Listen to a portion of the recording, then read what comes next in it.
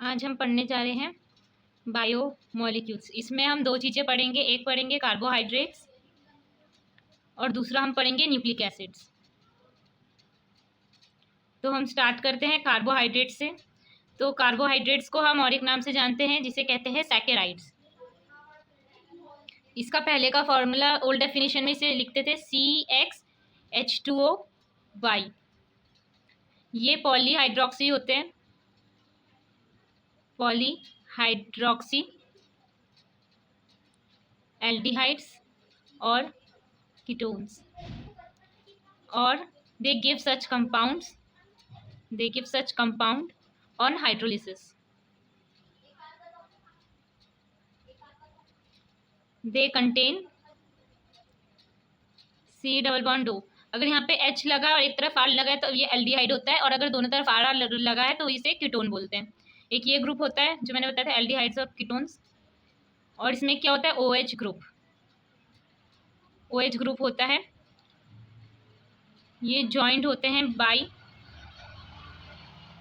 Hemy acetal या फिर हेमिकीटल ring से। और ये जॉइंट कैसे होते हैं, बाय ग्लाइकोसिलिक लिंकेज से ये जॉइन होते हैं। ये सारे ही ऑप्टिकली एक्टिव होते हैं, ऑप्टिकली एक्टिव। लेकिन इसमें एक एक्सेप्शन होता है जो होता है डाईहाइड्रोक्सी एसीटोन। अब इसके सफिक्स में क्या लगता है, ओस, जैसे कि माल्टोस हो गया, ग्लूकोज हो गया, ऐसे। अब इसका अगर हम क्लासिफिकेशन करें, classification on basis of hydrolysis के बेसिस में करें तो ये 3 टाइप के होते हैं। पहला होता है मोनोसैकेराइड। तो ये क्या होता है, ये कांट हाइड्रोलाइज फर्दर। तो इसमें ये 2 टाइप के होते हैं। पहला होता है एल्डोस, जैसे कि हो गया एल्डो ट्रायोस, जिसका एग्जाम्पल है ग्लिसरल्डिहाइड, एल्डो टेट्रोस, जिसका एग्जाम्पल हो गया एराइथ्रोस। फिर हो गया एल्डो पेंटोस, जिसका एग्जाम्पल हो गया राइबोस। और एल्डो हेक्सोस, ये कॉमन एग्जाम्पल है, ये सबको पता रहते हैं। इसका एग्जाम्पल होता है ग्लूकोज। ये एल्डोज हो गया। हम इसी में मोनोसैकेराइड्स में ही एल्डोज था। हम कीटोन की बात करें तो कीटोन में आगे कीटो ट्रायोज। तो इसका एग्जाम्पल हो गया डाईहाइड्रोक्सी एसीटोन। और इसी के बारे में हमने क्या बताया था कि ये एक एक्सेप्शन था कि ऑप्टिकली एक्टिव नहीं होता है। तो ये हो गया डाईहाइड्रोक्सी एसीटोन। फिर कीटो टेट्रोस, इसका एग्जाम्पल हो गया एराइथ्रूलोज। इसमें कंफ्यूज नहीं होना है, ये एराइथ्रोज है और ये एराइथ्रूलोज है, फिर होता है कीटोपेंटोज, इसमें भी राइबोस था, ये है राइब्यूलोज। फिर है कीटो हेक्सोस, इसका एग्जाम्पल है कॉमन ग्लूकोज फ्रक्टोज। अब इसके बाद क्या आता है, मोनोसैकेराइड्स हो गए। उसके बाद क्या आता है, ओलिगोसैकेराइड्स। इसमें क्या होता है, इसमें ये होते हैं 2 से 10 मोनोसैकेराइड्स के बीच में मोनोसैकेराइड्स। जैसे कि इसमें हो गया डाइसैकेराइड्स, C12H22O11। तो ये डाइसैकेराइड में 3 आते हैं, सुक्रोज, लैक्टोज और माल्टोज। तो जो सुक्रोज होता है वो बनता है ग्लूकोज प्लस फ्रक्टोज से, जो लैक्टोज होता है वो बनता है ग्लूकोज प्लस गैलेक्टोज से, और जो माल्टोज होता है वो बनता है ग्लूकोज प्लस ग्लूकोज से। ये होता है अल्फा बीटा, ये बीटा, और ये होता है अल्फ़ा अल्फ़ा। तो इसमें जो लिंकेज होते हैं होता है 1,2 लिंकेज, इसमें होता है 1,4 और इसमें भी होता है 1,4। इसके बाद आते हैं मोनोसेकेराइड्स हो गया था, ओलिगोसेकेराइड्स हो गए थे। इसके बाद आएंगे हम थर्ड पॉलीसेकेराइड्स में। पॉलीसेकेराइड का फॉर्मूला होता है C6H5O5N। तो इसमें 3 टाइप्स हम देखते हैं। एक होता है सेल्यूलोज, जो होता है सेल्यूलोज होता है कंपोनेंट ऑफ सेल वॉल। इसका मोनोमर होता है बीटा ग्लूकोज। सेल्यूलोज के बाद आता है हमारे पास स्टार्च। स्टार्च होता है प्लांट का स्टोरेज पॉलीसेकेराइड सेकेराइड। इसका मोनोमर जो होता है वो होता है अल्फा ग्लूकोज। और ये 2 टाइप के होते हैं स्टार्च, एक होता है एमाइलोज और एक होता है एमाइलोपेक्टिन। ये होता है 20%, ये होता है 80%। जो एमाइलोज होता है वो ब्रांच्ड नहीं होते हैं और ये होते हैं सॉल्यूबल वाटर में, सॉल्यूबल इन वाटर। जो एमाइलोपेक्टिन होते हैं वो ब्रांच्ड होते हैं और इनका जो ब्रांचिंग होता है ये होता है कार्बन 1 और कार्बन 6 के बीच में, बिटवीन कार्बन 1 एंड कार्बन 6। और ये इनसॉल्यूबल होते हैं वाटर में, इनसॉल्यूबल इन वाटर। तीसरा होता है ग्लाइकोजन, जिसको हम बोलते हैं एनिमल स्टार्च, और ये स्टोर्ड होता है लीवर और मसल्स में, इन लीवर एंड मसल्स। इसके बाद हम पढ़ते हैं कि जो बायोमॉलिक्यूल्स में जो कार्बोहाइड्रेट्स होते हैं वो 2 टाइप के होते हैं। पहला होता है शुगर और दूसरा होता है नॉन शुगर। तो जो शुगर होता है वो क्रिस्टलिन होता है। इसके ऑपोजिट जो नॉन शुगर होगा वो एमरफस होगा। हमने पढ़े थे सॉलिड्स में भी कि 2 टाइप के होते हैं, क्रिस्टलिन, एमरफस। वैसे ही जो शुगर होता है वो क्रिस्टलिन होता है, जो नॉन शुगर होता है वो एमरफस होता है। जो शुगर है वो ऑब्वियस है स्वीट होगा, टेस्ट में स्वीट इन टेस्ट होगा, और एमरफस वाले जो नॉन शुगर होते हैं वो क्या होते हैं, टेस्टलेस होते हैं। अब जो स्वीट इन टेस्ट वाले शुगर होते हैं वो सॉल्यूबल होते हैं वाटर में, सॉल्यूबल इन वाटर, और ये वैसे ही क्या होंगे, इनसॉल्यूबल होंगे। तो जो शुगर के एग्जाम्पल होते हैं नॉन शुगर के, तो शुगर के एग्जाम्पल हो जाएंगे हमारे मोनो एंड डाइसैकेराइड्स, और नॉन शुगर के एग्जाम्पल हो जाएंगे हमारे पॉलीसैकेराइड्स, जिसमें हमने पढ़ा था कि आता है सेल्यूलोज, स्टार्च एंड ग्लाइकोजन। तो शुगर अब दूसरे बेसिस पे करें तो 2 टाइप के होते हैं, रेड्यूसिंग एंड नॉन रेड्यूसिंग। तो जो रेड्यूसिंग एंड नॉन रेड्यूसिंग, तो जो रेड्यूसिंग होता है वो रेड्यूस होता है, reduces Tollens and Fehling reagent,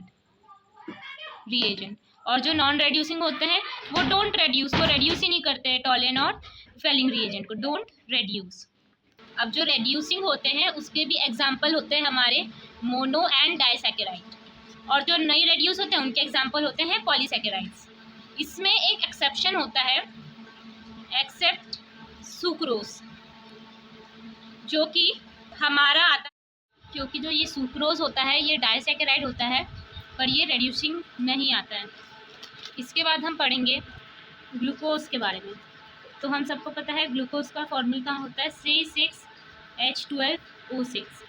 तो कैसे बनेगा, C डबल बॉन्ड OH, फिर C, पहले 6 कार्बन बनाते, 1 2 3 4 5 6, यहाँ पे OH H OH H OH OH H H, और ये CH2OH। तो ये ग्लूकोज का स्ट्रक्चर है। अब हम इसमें हम देखते हैं reaction due to OH group. तो सबसे इसमें हम पहले देखते हैं विथ PCl5। तो इसमें क्या बनता है, ग्लूकोज पेंटाक्लोराइड। फिर दूसरा हम देखें, अगर हम करें विथ CH3COO वॉइस O, तो इसमें बनता है ग्लूकोज पेंटा एसीटेट। अब देखते हैं, ये था reaction due to OH group. अब ड्यू टू एल्डिहाइड ग्रुप,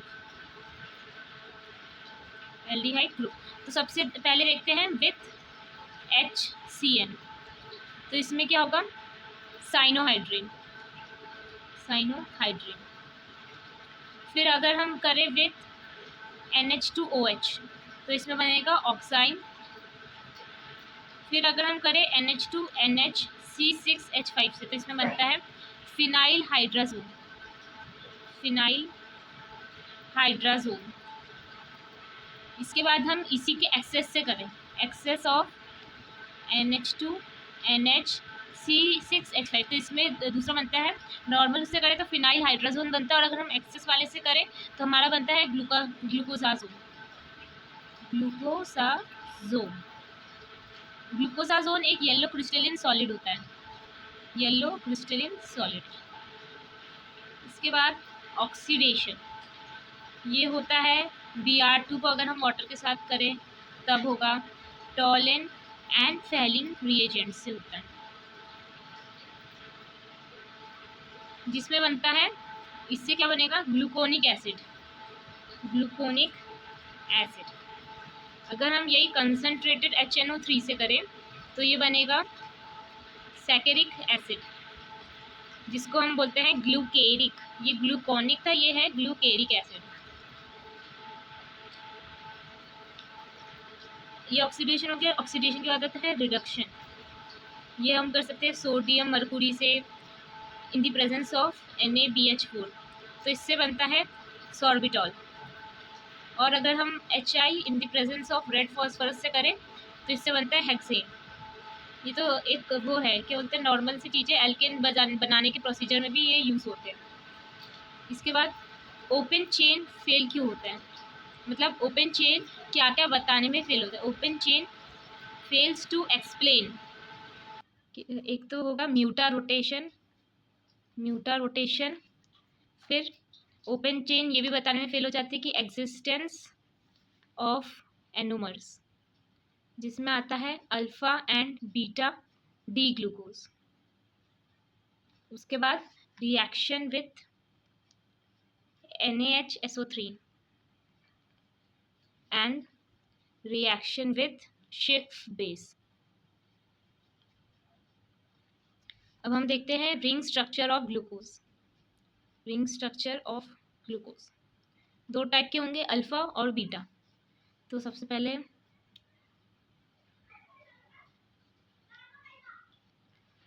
ये बेसिक वाला बना देते हैं उसका, फिर मैं एक्सप्लेन करती हूँ। यहाँ पे CH2OH ग्रुप दोनों में लगाना है, CH2OH H H।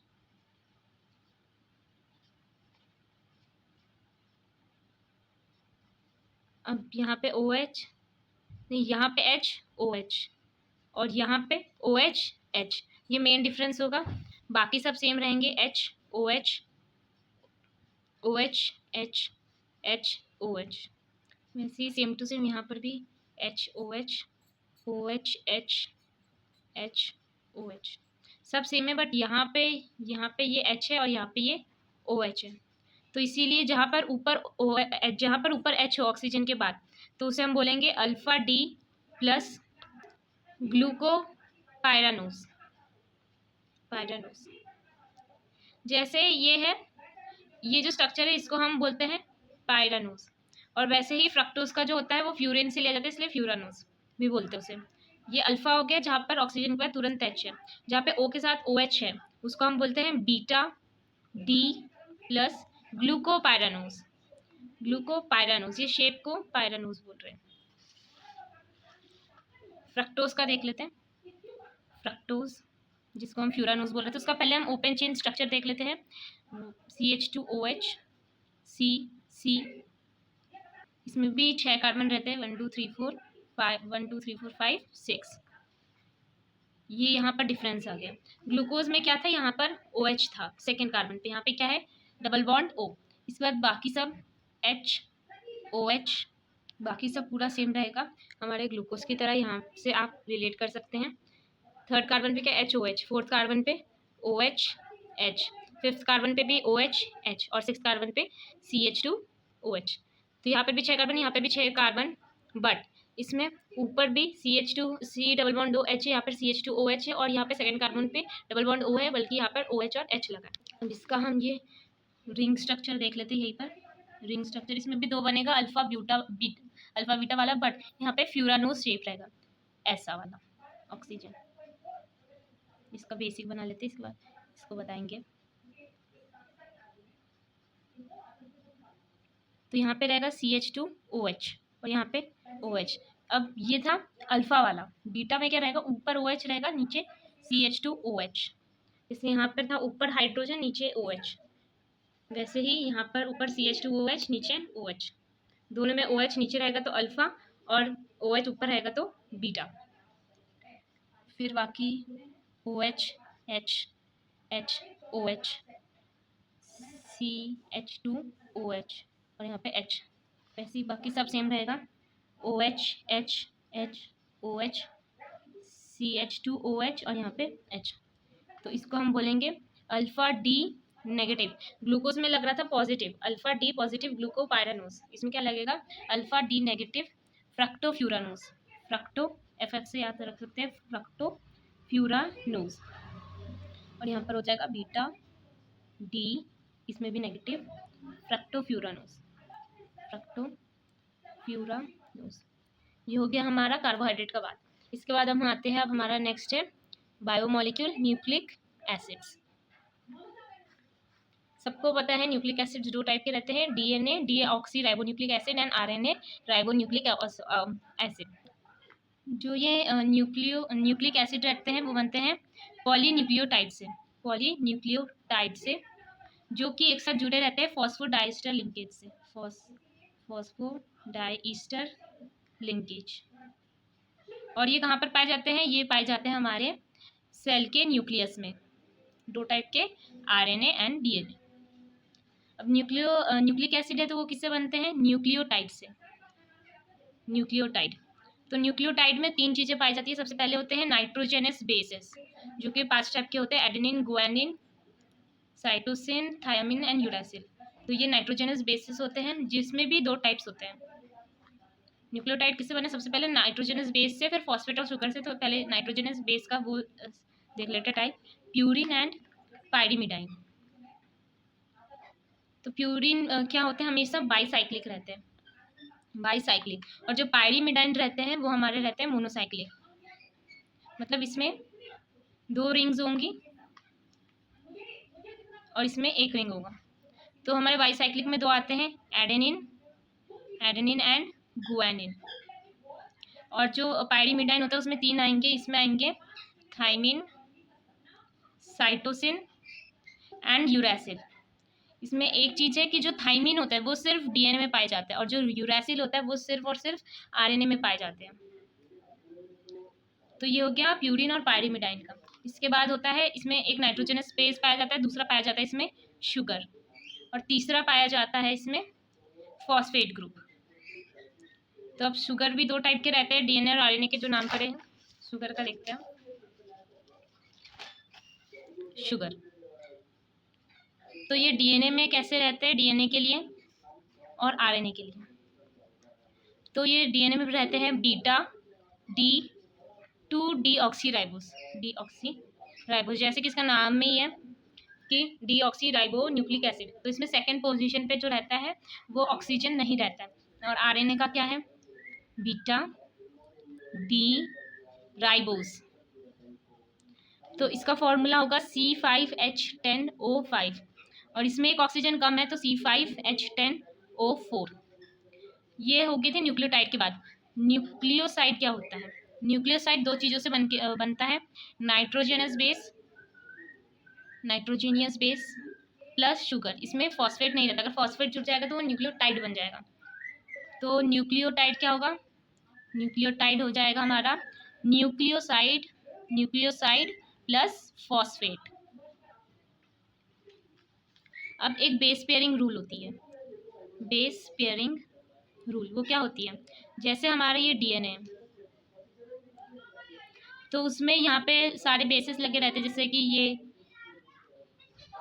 ATCG। तो हम बेस पेयरिंग रूल बताता है कि किसके सामने क्या आएगा। तो ये हमेशा क्या बोलते हैं कि A के सामने हमेशा T आता है, मतलब एडेनिन के सामने हमेशा थाइमिन आएगा, वो भी डबल बॉन्ड से, और C के सामने हमेशा G आएगा ट्रिपल बॉन्ड से हम ऐसा भी कर सकते हैं जी, लेकिन इसके सामने हमेशा सी आएगा। और जैसे अगर यहाँ पर टी कर लिया तो डबल बॉन्ड से ए आएगा। ऐसे इनके बीच में 10 रहते हैं, ये डीएनए हम बाद में पूरा पढ़ेंगे। तो ये था बेस पेयरिंग रूल। ये सिर्फ वैलिड होता है डीएनए के लिए, वैलिड फॉर डीएनए ओनली। और जो अब ये इसके सामने तो है, बट जो अमाउंट ऑफ एडेनिन है वो इक्वल होता है अमाउंट ऑफ थायमिन के, और जो अमाउंट ऑफ साइटोसिन है वो इक्वल होता है अमाउंट ऑफ गुआनिन के, अमाउंट ऑफ गुआनिन। अब हम पढ़ते हैं सेंट्रल डोग्मा। सेंट्रल डोग्मा क्या बोलता है कि जो डीएनए से डीएनए होता है वो बनता है रेप्लिकेशन। फिर डीएनए से बनता है आरएनए, इसको बोलते हैं ट्रांसक्रिप्शन। और आरएनए से प्रोटीन बनता है तो वो होता है ट्रांसलेशन। अब इसका स्ट्रक्चर देख लेते हैं। ये जो शुगर है ये फॉस्फेट से जुड़ा रहता है और बेस से जुड़ा रहता है। फिर ये sugar base phosphate, sugar base phosphate. तो जो शुगर जो बेस होता है वो कार्बन 1 पे जुड़ता है हमेशा, कार्बन 1। फॉस्फेट हमेशा जुड़ेगा कार्बन 5 पे, और जो शुगर होगा वो कार्बन 3 पे दूसरे न्यूक्लियोटाइड से। जैसे ये पूरा है न्यूक्लियोटाइड जिसमें कि 3 चीज़ें, न्यूक्लियोटाइड किससे बनता है, शुगर बेस और फॉस्फेट से। तो वो दूसरे न्यूक्लियोटाइड से किससे जुड़ेगा, कार्बन के 3rd नंबर से। और इस शुगर से बेस जुड़ेगा कार्बन 1 पे और फॉस्फेट जुड़ेगा कार्बन 5 पे। ये हमारा हो गया स्ट्रक्चर। अब हमें पता है आरएनए जो होता है वो सिंगल स्ट्रैंडेड होता है, सिंगल स्ट्रैंडेड। और ये 3 टाइप्स के रहते हैं। mRNA जिसका नाम होता है messenger RNA, tRNA transfer RNA, T से ट्रांसफर और R से राइबोसोमल आरएनए। अब हम ये जो 2 टाइप्स पढ़े थे प्यूरिन पायरीमिडाइंस, उसके बारे में देख लेते हैं, स्ट्रक्चर देख लेते हैं इनका। प्यूरिन्स में हमें पता था बाइसाइक्लिक है, carbon double bond carbon, CnH2 double bond N, CHN ये डबल बॉन्ड, यहाँ पर NH डबल बॉन्ड CH और ये सिंगल बॉन्ड। तो ये है एडेनिन। एडेनिन का फॉर्मूला होता है C5H5N5। यहीं पर अगर हम गुआनिन देखेंगे तो इसमें एक ऑक्सीजन एक्स्ट्रा जुड़ जाता है, C double bond C N CH NH। ये साइकिल पूरी की पूरी सेम है। इसके बाद इसकी दूसरी साइकिल देख लेते हैं। दूसरी साइकिल में यहाँ पर कार्बन पे डबल बॉन्ड से O जुड़ गया है, यहाँ पर N के साथ एक हाइड्रोजन जुड़ गया है, यहाँ पे कार्बन पे NH, ये जो NH2 था वो यहाँ पर लगा लेते हैं, NH2 लग गया है, डबल बॉन्ड N। तो ये है हमारा गुआनिन। फॉर्मूला सेम रहेगा, C5H5N5 पर एक एक्स्ट्रा ऑक्सीजन लग जाएगा। तो ये प्यूरिन्स के बारे में हो गया। पायरीमिडाइंस तो ये तो होते हैं मोनोसाइक्लिक। तो सबसे पहले हम देखते हैं साइटोसिन का। C डबल बॉन्ड N, यहाँ पे लगेगा CH double bond CH NH, C double bond O और यहाँ पर NH2। तो ये है साइटोसिन और इसका फॉर्मूला होता है C4H5N3O। साइटोसिन के बाद दूसरा था हमारा thymine, C double bond O NH, C double bond O, फिर NH, फिर कार्बन H, फिर यहाँ पर आएगा CH3, ये मिथाइल ग्रुप। तो ये था हमारा थायमिन और इसका फॉर्मूला होता है C5H6N2O2। तो साइटोसिन हो गया, थायमिन हो गया जो सिर्फ हमें आरएनए में पाए जाते थे। इसके बाद है यूरैसिल। तो यूरैसिल में होते हैं यहाँ पे carbon double bond O NH, C double bond O NH CH, फिर यहाँ पर फिर से एक कार्बन H और यहाँ पर डबल बॉन्ड। तो ये है हमारा यूरैसिल जो सिर्फ आरएनए में रहता है। इसका फॉर्मूला है C4H4N2O2। इसको हम ऐसे भी लिख सकते हैं CH का होल 4 और NO का होल 2। तो ये हमारा बायोमॉलिक्यूल्स खत्म होता है।